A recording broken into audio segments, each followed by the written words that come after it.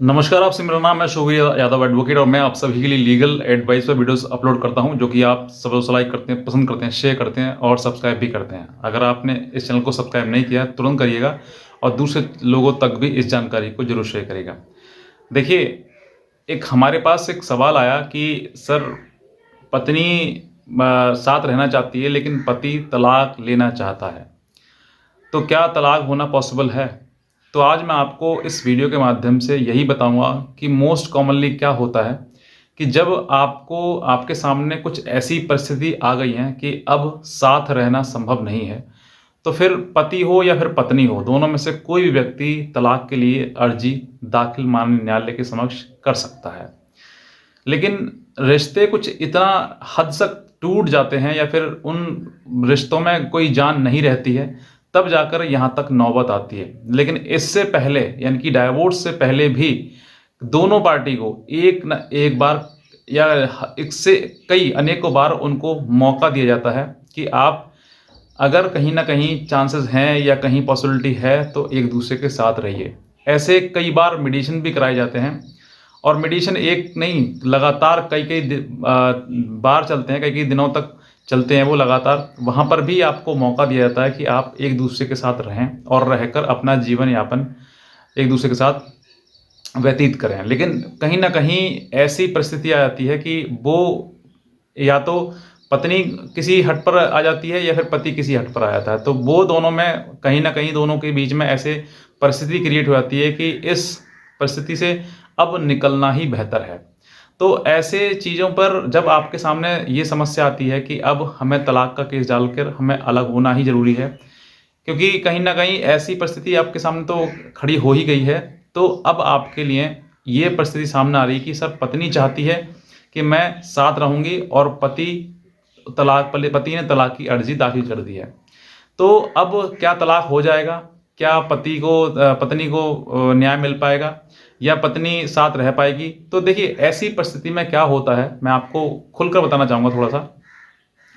कि जब परिस्थिति इतनी बिगड़ जाती है कि यहाँ तक अब आ गए हैं, तो अब जो लड़की है, जो विपक्षी है, मतलब पत्नी है, अगर वो आपसे ये कह रही है कि मैं साथ रहना चाहती हूँ आपके, तो आप थोड़ा-सा पीछे अपने रिमाइंड करिए कि क्या इसने पहले भी कहा है कि मैं साथ रहना चाहती हूँ? या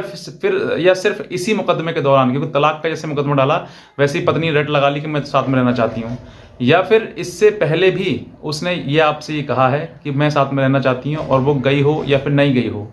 क्या रहा हो उसके पीछे उसका रिएक्शन, तो वो आपको याद करना है कि इसने पहले भी कहा था कि मैं साथ में रहूँगी और फिर ये घर पर गई और घर जाकर फिर उसने ऐसे ही तांडव मचाया और फिर वापस अपने मायके आ गई। तो अगर ये परिस्थिति आपके सामने आ रही है कि हाँ, ये ऐसे ही करती है, तो फिर आप अपनी बात पर अटल रहिए कि भाई हमें समझौता नहीं करना है, हमें डाइवोर्स लेना है। क्योंकि जैसे ही आप डाइवोर्स का केस फाइल करेंगे और दोनों पार्टी अपीयर हो जाएंगी, लड़की की तरफ से लड़की भी और लड़का भी, दोनों पार्टी अपीयर हो जाएंगी, तो आपका एक मीडिएशन कंडक्ट कराया जाएगा कोर्ट के द्वारा कि आप दोनों फिर भी कहीं ना कहीं अगर पॉसिबिलिटीज़ है, क्योंकि तलाक तक बात तो आ गई है, लेकिन अगर कहीं आज भी पॉसिबिलिटी है कि आप दोनों एक दूसरे के साथ रह सकते हैं, तो वो रहने का प्रयास किया जाता है कि आप बताइए क्या प्रॉब्लम है। तो दोनों को प्रॉब्लम की सुनते हुए अगर कहीं ना कहीं ये बातें सामने आती हैं कि हाँ, रहना संभव है, तो एक बार फिर इनको रखा जाता है कि चलिए आपका मेडिएशन कराया जाता है, अब आप एक दूसरे के साथ रहें। समय आने पर दोनों को कहीं ना कहीं पछतावा हो जाए या समझ उनको आ जाए कि हम गलत कर रहे हैं या फिर गलत रास्ते पर जा रहे हैं, तो उससे पहले आपको एक मेडिएशन कराया जाता है। अब मेडिएशन में ये लगातार चीज़ें कही जाती हैं कि मैं साथ में रहना चाहती हूँ, ये ऐसा करते हैं, वैसा करते हैं। अगर ऐसी सिचुएशन कंडीशंस आपके अब से पहले, आज ये पहली बार मेडिएशन नहीं होगा आपका तलाक के केस में, इससे पहले और भी आपके ऊपर मुकदमे करे होंगे, चाहे 498 का हो, चाहे मेंटेनेंस डीवी का हो, या फिर कोई शिकायत आप पत्नी द्वारा की गई हो, तो भी आपके कई बार महिला थाने में या कोर्ट में कई बार आपके मेडिएशन कराए गए होंगे। और मेडिएशन के दौरान जो है आपको हर बार अगर उसने ये बोला कि मैं जाना चाहती हूँ, रहना चाहती हूँ, और फिर वही चीज़ें करती है या फिर वो सिर्फ और सिर्फ मुकदमे से बचने के लिए कर रही है, तो आप इंटेंशन समझ जाइए कि उसको रहना है या फिर नहीं रहना है। तो अगर नहीं रहना है या फिर वो सिर्फ मुंह से कह रही है और उसका मन तो है नहीं रहने का, या फिर अगर वो मना कर देती है तो आपके लिए बेस्ट है, कोई आपके प्रॉब्लम फिर है नहीं। लेकिन कहीं पर यहाँ पर ये भी परिस्थिति आती है कि पत्नी तो कहती है कि मैं रहना चाहती हूँ, पति कहता है मैं नहीं रखूँगा, तो इसमें आपका मेडिएशन फेल हो जाएगा और फिर यही चीज़ जो है लगातार आपके हर बार आपके सामने आती रहेगी। चाहे वो एफिडेविट देगी उसमें भी कोर्ट में बहस होगी उसमें भी, तो ये चीज़ें लगातार आती रहेंगी। तो आपको इससे घबराना नहीं, सिर्फ अपना क्रूअल्टी का जो पार्ट है वो आपका स्ट्रांग होना चाहिए, बस वही आपको प्रूफ करना है। अगर आपने ये चीज़ प्रूफ कर दी कि हाँ उसने क्या क्या क्रूअल्टी करी है या क्या क्या उसके द्वारा किया गया है, तो आप 100% आपके लिए डाइवोर्स मिल जाएगा। और अगर पत्नी मना कर देती है कि मैं तो रहना नहीं चाहती हूँ, ये भी नहीं रहना चाहती, तो फिर 100% आपके लिए डाइवोर्स मिलना ही मिलना है। फिर आपकी हर बात मान ली जाएगी और पत्नी को डाइवोर्स, मतलब पति को डाइवोर्स जो है वो दे दिया जाएगा। और जहाँ पर पत्नी यही कहेगी कि मैं तो रहना चाहती हूँ लेकिन पति मतलब ये नहीं रखना चाहते हैं, तो वहाँ पर आपका बर्डन ऑफ प्रूफ जो है वो आपके ऊपर है कि उसके द्वारा जो भी क्रूअल्टी करी गई है वो आपको ऑनेबल कोर्ट के सामने समक्ष प्रस्तुत करनी है और हर चीज़ को प्रूफ करना। अगर आपने वो बातें सब कुछ जो आपने अपने द्वारा एलिगेशन लगाए हैं, पिटीशन फाइल किया है, उन सभी एलिगेशन को अगर आपने प्रूफ कर दिया तो आपको 100% डाइवोर्स मिल जाएगा। और अगर आप प्रूफ करने में